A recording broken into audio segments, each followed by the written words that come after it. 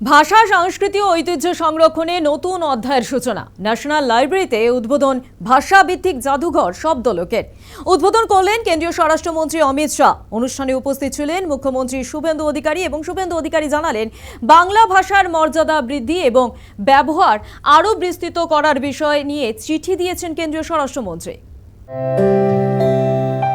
গৌতম বুদ্ধ, মহাত্মা গান্ধীর মতো ব্যক্তিরা এই দেশে জন্মগ্রহণ করেছেন। ভারত ও মহানুভবতা সমর্থক হয়ে উঠেছে। ন্যাশনাল লাইব্রেরিতে শব্দলোক উদ্বোধনে এসে বুঝিয়ে দিলেন কেন্দ্রীয় স্বরাষ্ট্রমন্ত্রী অমিত শাহ। সাফ জানিয়ে দিলেন, ভাষা ঐতিহ্য বহন করে, বোঝা যায় সংস্কৃতি। দেশের সংকীর্ণতার কোনো জায়গা নেই। किसी भी देश की, किसी भी प्रदेश की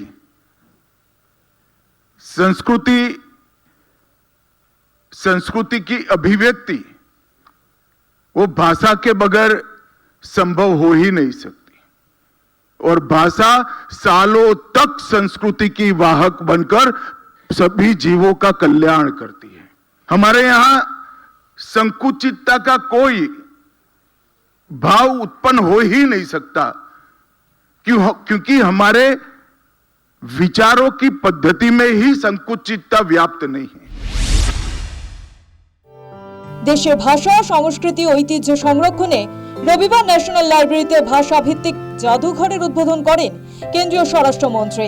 ভাষার ইতিহাস, বিবর্তন, দেশের বহুভাষিক ঐতিহ্যকে এক ছাদের নিচে তুলে ধরতেই এই উদ্যোগ নেওয়া হয়েছে। প্রকল্প বাস্তবায়নে মোট 41 কোটি টাকা বরাদ্দ করা হয়েছে। ওই অনুষ্ঠানে উপস্থিত ছিলেন মুখ্যমন্ত্রী শুভেন্দু অধিকারীও। জানালেন, বাংলা ভাষা মর্যাদা বৃদ্ধি এবং ব্যবহার আরও বিস্তৃত করার বিষয় নিয়ে চিঠি দিয়েছেন কেন্দ্রীয় স্বরাষ্ট্রমন্ত্রী।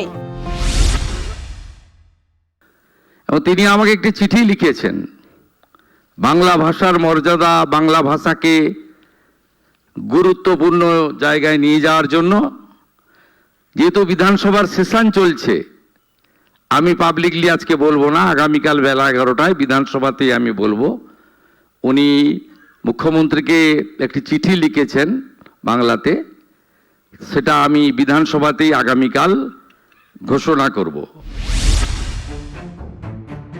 এর আগে রবিবার রাজ্য পুলিশের শীর্ষ কর্তাদের সঙ্গে বৈঠক করেন কেন্দ্রীয় স্বরাষ্ট্রমন্ত্রী। বিএসএফ, সিআরপিএফ এর উচ্চপদস্থ আধিকারিকরা। আইন শৃঙ্খলা ইস্যুতে ওই বৈঠকে সীমান্তে নজরদারি, দেশবিরোধী কার্যকলাপ নজর এলে বিএসএফ এর সঙ্গে তথ্য বিনিময়ের উপর জোর দেওয়া হয়েছে। পাচার রোধ, নারী নিরাপত্তা ও মাওবাদী এলাকায় নজরদারি বৃদ্ধির উপর জোর দেওয়া হয়েছে। সিবিআই তদন্ত চলা মামলাগুলি নিয়ে নতুন করে আলোচনা হয় বৈঠকে। News time.